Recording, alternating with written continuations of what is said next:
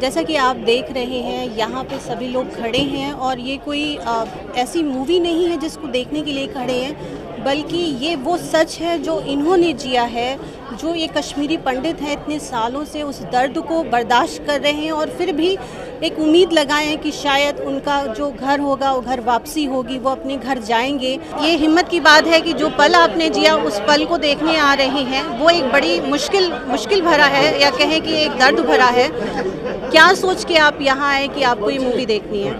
हमें तो ये हिस्ट्री मालूम है, हमें तो खाली ये इंटरेस्ट था इसमें कि हम देखें कि 32 साल के बाद में कोई एक फिल्म मेकर हिम्मत जुटा रहा है और हमारी कहानी विश्व के सामने ला रहा है। तो इसके साथ में मेरी एक अपील है इस देश के नागरिकों को कि देखिए, इस देश का इतिहास का एक इम्पॉर्टेंट, एक सिग्निफिकेंट चैप्टर को सिस्टमेटिकली पिछले 32 सालों से दबाया जा रहा है। आज वो खुल के आया है, हिम्मत करके खुल के आया है। या आपका एक फ़र्ज़ बनता है, आपकी रिस्पॉन्सिबिलिटी और ड्यूटी बनती है कि आप ये पिक्चर देखें ताकि इस देश के नौजवान बच्चे सबको जेनोसाइड के बारे में जो 1990 में कश्मीरी पंडितों के साथ में हुआ उसके बारे में पता चले। आप बताइए, आप यहाँ मूवी देखने आई हैं तो क्या सोच के आई हैं? क्या मन में ऐसा रहा होगा कि आपको ये फिल्म देखनी है? जी, ये हम सबकी कहानी है। ऑब्वियसली हम देखेंगे ही, हमारी क्योंकि हमने इसका रिव्यूज़ देखा है, ये पूरा हमारी एक्सपेक्टेशंस पे खरा उतरा है। जो हुआ है कश्मीर में आज से 32 ईयर्स पहले जो हुआ है वो इस मूवी में डिपिक्ट किया गया है। तो ये हमारी आवाज़ है, हमारे इमोशंस है, तो ऑब्वियसली हम तो देखने आएंगे इस मूवी को। सर आप चाहते हैं कि आप दोबारा कश्मीर घाटी में जाएं और अपने घर को आबाद करें? क्यों नहीं, दैट्स मदरलैंड मैं जाना चाहिए और मेरी इच्छा है कि मैं अपनी ही ज़िंदगी में वहाँ जाऊँ और बस जाऊँ। एक चीज़ मैं आपसे बताना चाहता हूँ, it was a great tragedy जिस अवस्था से हम गुजरे हैं आज तक। लेकिन देर आए दुरुस्त आए इसलिए है कि एक्चुअल पुशन हमारे तब गवर्नमेंट को नहीं थी इसके बारे में। अगर उस समय ये उसके दौरान में ये फिल्म बन जाती ताकि उनको ये पता चलता कि एक्चुअल पुशन क्या है, हमारे लिए क्या हुआ। वो रात याद आती है जब मेरी जो दादी थी, नानी थी, उसका पैरालिसिस था। उसको हमने कैसे 2 बजे रात को मैंने घर से अपने गोद में उठा के हमने एक ट्रक का सहारा लेकर, मेरे फादर जो पुलिस में थे, हमारी सारी फैमिली जो थी वो कोई आईबी में था, कोई वो तो सारे टारगेट में थे।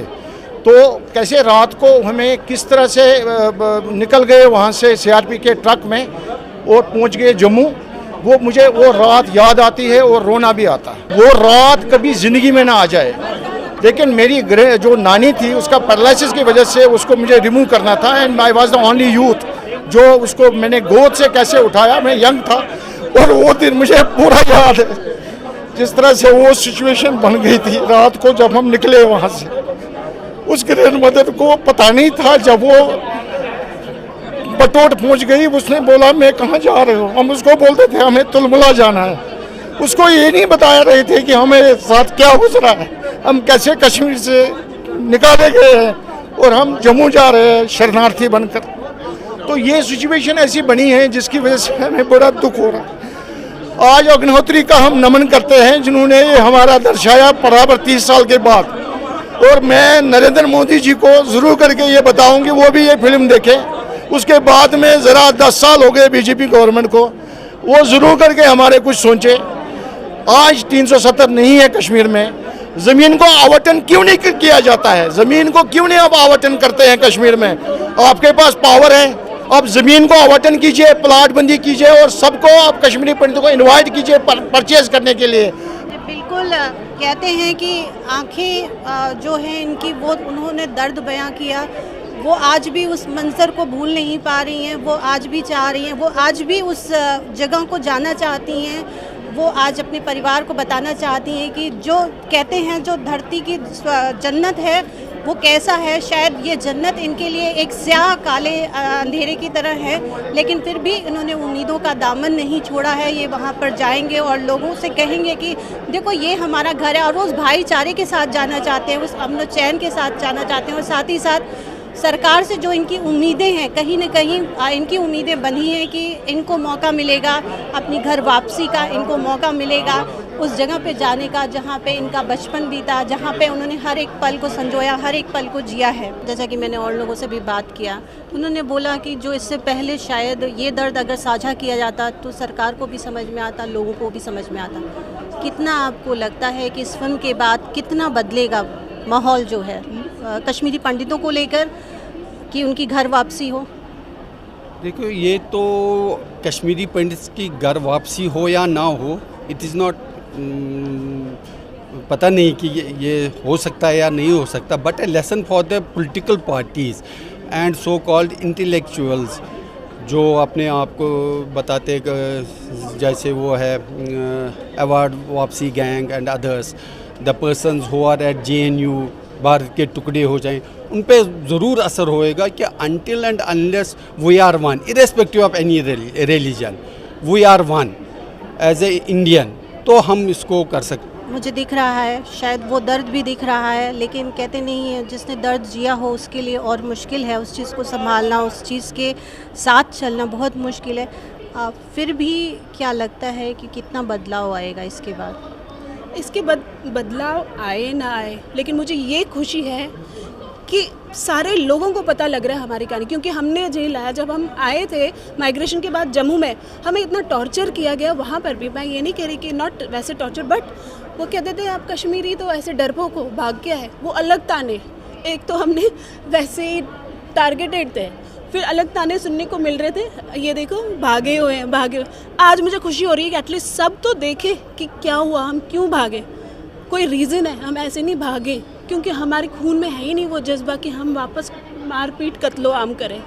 एटलीस्ट सबकी आंखें खुलेगी कि हमने जो झेला है, और we are proud that we are Kashmiri Pandits. Why? Because we believe in education, और एजुकेशन में ही हम आज जो भी स्टैंड कर रहे हैं, कोई वजह है। बिल्कुल, ये जो इन्होंने एक बड़ी बात कही, और ऐसा कई जो कश्मीरी पंडितों से मैंने बात किया, सब ने यही बोला, जो इनके ऊपर एक बड़ा कहते हैं, एक बड़ा स्पॉट या धब्बा जो लगाया गया है कि ये कायर है। और वाकई में जब आप कहीं होते हैं और वहाँ अमन चैन नहीं होता है, वहाँ ऐसे हालात होते हैं, तो आपकी पहली जो ज़रूरत होती है कि परिवार को सुरक्षित रखना होता है। हालांकि ये काम सरकार का है, ये काम प्रशासन का था, लेकिन कहीं ना कहीं वो नहीं हो पाया, और आज तक उस दर्द को ये बर्दाश्त कर रहे हैं। या यूँ कहें कि 19 जनवरी 1990 का वो लम्हा इनके लिए थम गया है, उस लम्हे से वो निकल ही नहीं पाए हैं। कश्मीरी फाइल्स दिखाने का मकसद है क्या? ये मकसद है, क्यों चाहते हैं कि लोग इसको देखें?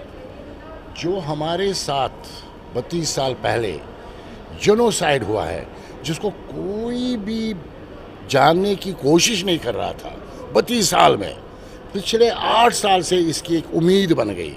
वो भी मैं समझाने की कोशिश करूँगा, कैसे सबको पता है, अदरवाइज़ किसी ने हमारा ध्यान नहीं रखा। जो हमारी रियल स्टोरी है, ये पिक्चर नहीं है, ये मूवी नहीं है, हमारी रियल स्टोरी है। इस रियल स्टोरी को दुनिया को दिखाना है कि भाई देखो, जो भी जिस जगह आप रहते हो, आपके साथ भी यही हाल ना हो जाए जो हमारे साथ हुआ। हमें 32 साल पहले घर से निकाला गया, वीमन को रेप किया गया, आरी से काटा गया, जो अभी लोग पिक्चर देखेंगे अंदर रोना आएगा सारी नेशनैलिटीज़ को। ये कहानी नहीं है, ये सच है। जब आपने इसको देखा तो आपको क्या लगा? This is a correct story. This is based on facts. There is not even an iota of addition or say hypocrisy in it. It is a true depiction of the actual incidents that have taken place in Kashmir.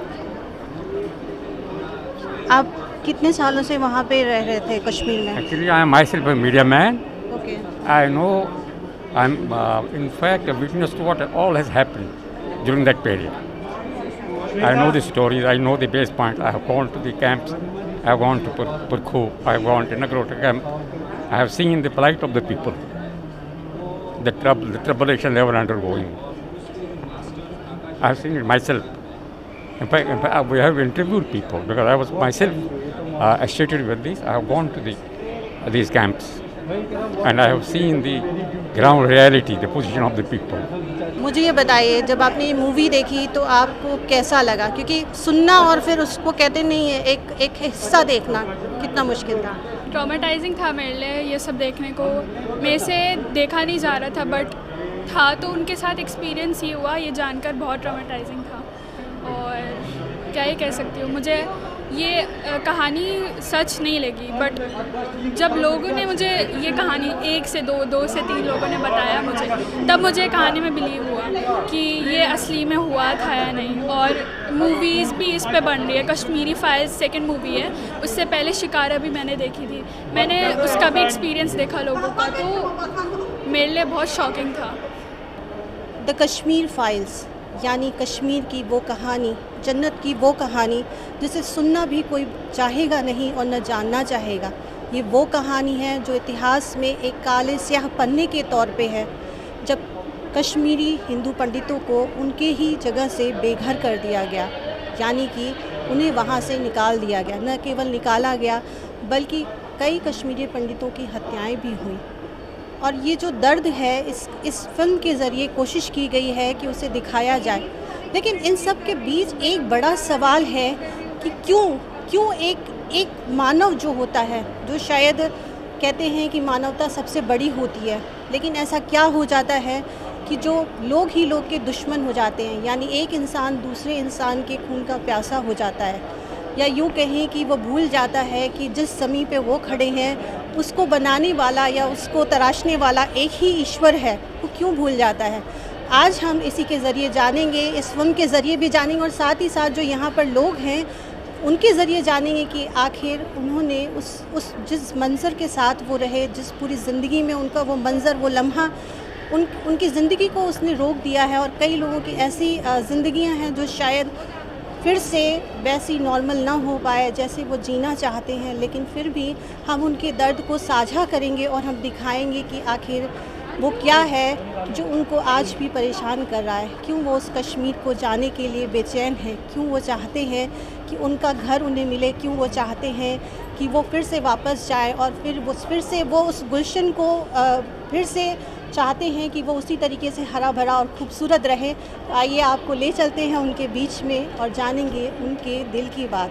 आज मैं बहुत खुश हो गई कि आज ये सच्ची घटना पूरे देश को पता चले, ताकि सभी लोग जागरूक हो जाए। अगर आज जागरूक नहीं हो जाएंगे तो फिर ऐसे ही होता चलेगा जैसे कश्मीर में होता गया। बस इतना ही, स्पीचलेस। आज ये देख के फिर वही पहुंच गए 90 के इसमें क्या हुआ था, क्या हमारे बहनों भाइयों के साथ हो गया था। बहुत दुखी हो गए थे। कितनी उम्मीद नज़र आती है वापसी की, एक बार फिर कि आप कश्मीर जाएं और वहाँ अपने लोगों के साथ रहें? जाएंगे तो सही, लेकिन जैसे अभी ये हालात हो गए थे, फिर मारदार हो गए थे वहाँ, तो डर तो लगता ही है। लेकिन लेडीज़ को तो ज़्यादा डर लगता है कि ऐसे हालातों में है। तो वो बोलते हैं कि भाई हम सही है, लेकिन नहीं। लेकिन अब मोदी जी ने तो इतना बड़ा अच्छा काम किया कि 370 हटा दिया, तो वो एक बहुत बड़ी उपलब्धि है।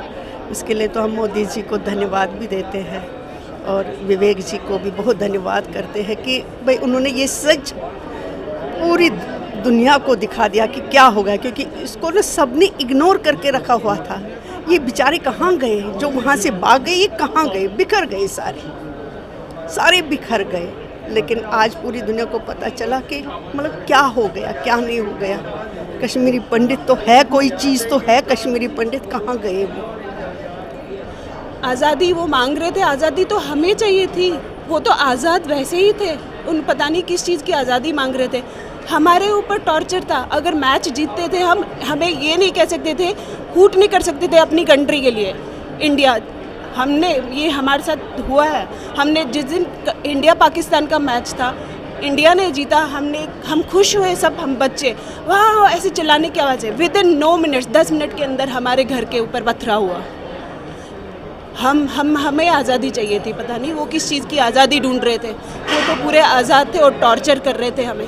मैं ये कह रही हूँ, मेरे फादर इन लॉ नहीं आए हैं मूवी देखने, वो देख नहीं पाएंगे। वो अभी भी स्लीपिंग पिल्स लेते हैं, अभी भी वो इस ट्रॉमा से बाहर नहीं आए। उनको अभी भी कश्मीर का कहते मुझे वो शॉप दिखती है आंखों में सबने। मैं उनको बोला डैडी आप स्लीपिंग पिल्स क्यों लेते हो, माइग्रेशन के बाद क्यों? उनका हार्ट इन्वॉल्व हुआ है। मैंने कहा डैडी आप क्यों लेते हो स्लीपिंग पिल्स?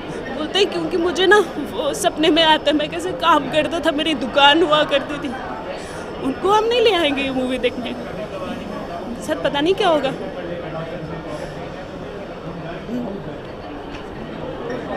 आपने जैसा देखा, इनका दर्द देखा, शायद उस दर्द को हम उतना समझ भी नहीं पाते। कहीं न कहीं इस फिल्म के ज़रिए उस दर्द को दिखाने की कोशिश की गई है। कहा गया है कि वो भी एक हिस्सा है हमारे देश का। मुझे ये बताइए कि अभी अक्सर बार बार ये बात कही जाती है कि कश्मीरी पंडितों को यहाँ पे तो स्थापित कर दिया, सब कुछ वो इस्टेब्लिश कर दिया गया, सब कुछ है, फिर क्या ज़रूरत है कि उनको वापस आने की। इस बारे में आप ज़रूर बताइए कि आपका क्या स्टेटमेंट है। देखिए, कहीं पे भी आज मैं हूँ, मैं यहाँ पर सेटल्ड हूँ 32 साल 33 साल, बट मैं अपनी मदरलैंड को नहीं छोड़ सकता हूँ। जहाँ मैं पैदा हुआ हूँ, जो मेरे रूट्स है, मैं उसको ख़त्म होते हुए नहीं दे सकता। मैं जब तक ज़िंदा हूँ तब तक लड़ता रहूँगा और तब तक ये अपने मन पे रखूँगा कि मैं उस जगह को फिर से देखूँ और वहाँ पे अपने बच्चों को दिखा दूँ कि हम कैसे रहते थे, हमारा क्या स्टेट था। कहीं भी हम हो जाएं, लेकिन जहाँ पे उनका बचपन बीता, जहाँ पे वो रहे, जहाँ पे पले बड़े, जहाँ पर उनकी यादें हैं, वहाँ पे वो ज़रूर जाना चाहेंगे। और बाकी ये सच है, क्योंकि कहते नहीं हैं आप बचपन के उन दिनों को भुला नहीं सकते। और ये दर्द है, ये इनके कह लीजिए इनके दादाजी, इनकी फैमिली, हर कोई वहाँ पे रहा है, कैसे वो अपनी जड़ों को छोड़ दें। और बस ये चाहते हैं कि सरकार उनकी मदद करे, उनको वहाँ स्थापित करे, और कहीं ना कहीं वो न्याय भी चाहते हैं कि जो उनके साथ गलत जिसने किया है उसको सज़ा भी मिले। और साथ ही साथ इनके अंदर एक उम्मीद की किरण भी है कि आने वाला समय इनके लिए एक सुनहरा भविष्य लाएगा, यानी कि उन्हें अपनी जन्नत में वापस ले जाएगा, उन्हें अपने कश्मीर में वापस ले जाएगा।